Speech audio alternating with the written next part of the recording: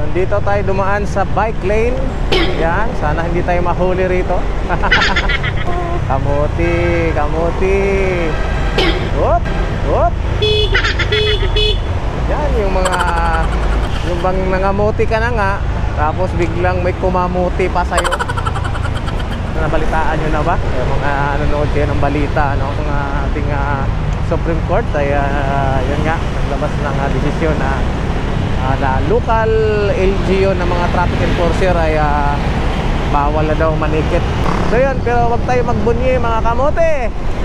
Dahil sabi ng MMDA ay hindi pa daw yun final executory desisyon, ano? So ibig sabihin, pwede pa yung mga local LGU traffic enforcer na manghuli sa atin. Kaya pag kayo naglabag ng batas at nahuli ng mga traffic enforcer ng Maynila o ano pa mang LGU na sakupan, ay huwag na kayo makipag-away dahil pwede pa rin sila manghuli sa ngayon. So dito tayo sa EDSA today. So nakita nyo, may bus din po dyan, no? Pero may dumadaan pa rin, may motor pa rin dumadaan. Hindi pa rin natatakot sa 5,000 na multa. Diba? Magagaling din tong ating mga kasamahang nagbumotor, no? Pag walang manghuhuli, sige, pag nahuli, makipag-away pa.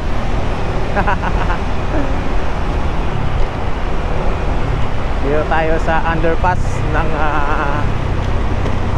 Ayala, no? Pasay Road.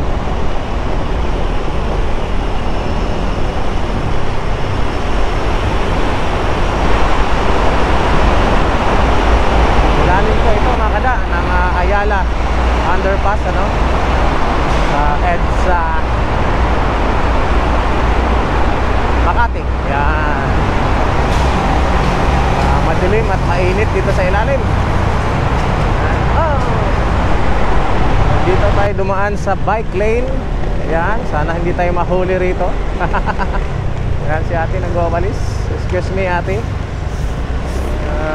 Sabi nila pag nakabukas daw yung camera masunurin sa batas. Hindi lahat. Kamuti, kamuti. Whoop. Yan yung mga nako, yung bang nangamuti ka na nga, tapos biglang may kumamuti pa sa'yo. Okay, labas lahat ng mga buzzer dyan. Welcome guys sa ating channel. Pasensya na kayo.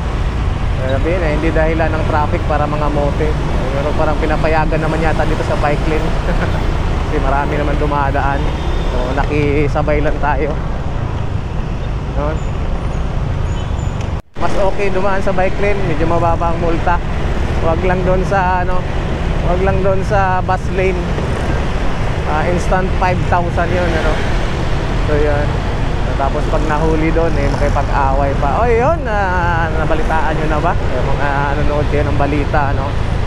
Yung Supreme yung ating Supreme Court ay yun nga, naglabas ng desisyon na local LGU ng mga traffic enforcer ay bawal na daw manikit pag hindi accredited sa sa MMDA, sa STS, yung single ticketing system nila. Noon pa namang nakarang taon pa yan na nailabas at pinatupad, pero ngayon siguro pinahigpit nila. So yun, pero wag tayo magbunyi mga kamote.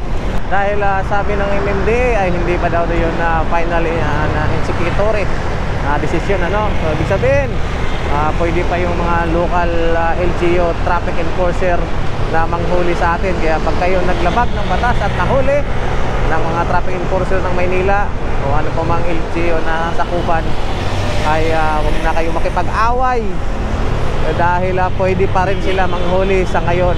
Yan ang kamuti. Yan, huwag kayo makipag-away. Sabihin nyo, hindi na kayo pwede manghuli, hindi na kayo pwede manghuli. Di po, pwede pa.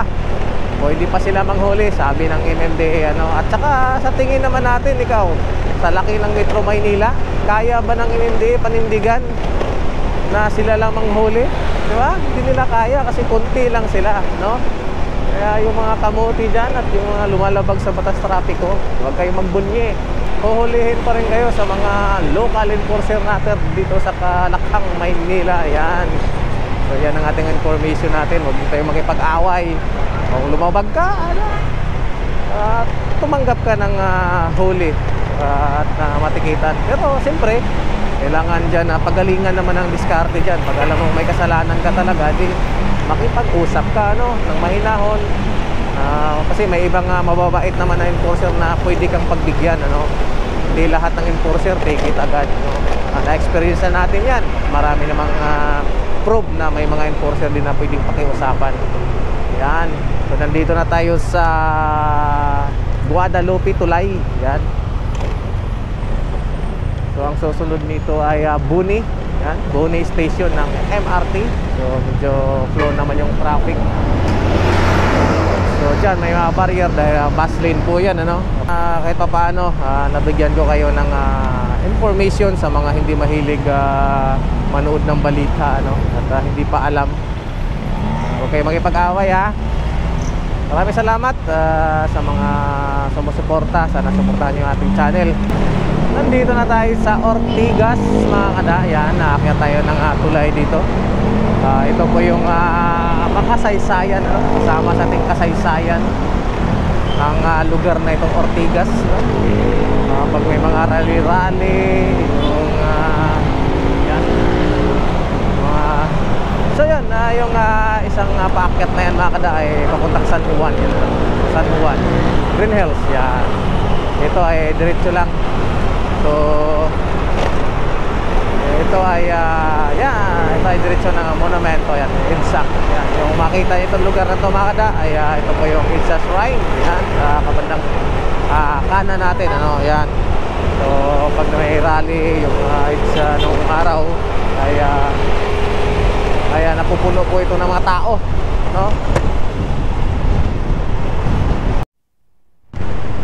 Dito na tayo sa Kamuning mga kada, EDSA. So U-turn tayo dito sa may GMS 7. Yan, GMS 7. Din kanan tayo ng Timog.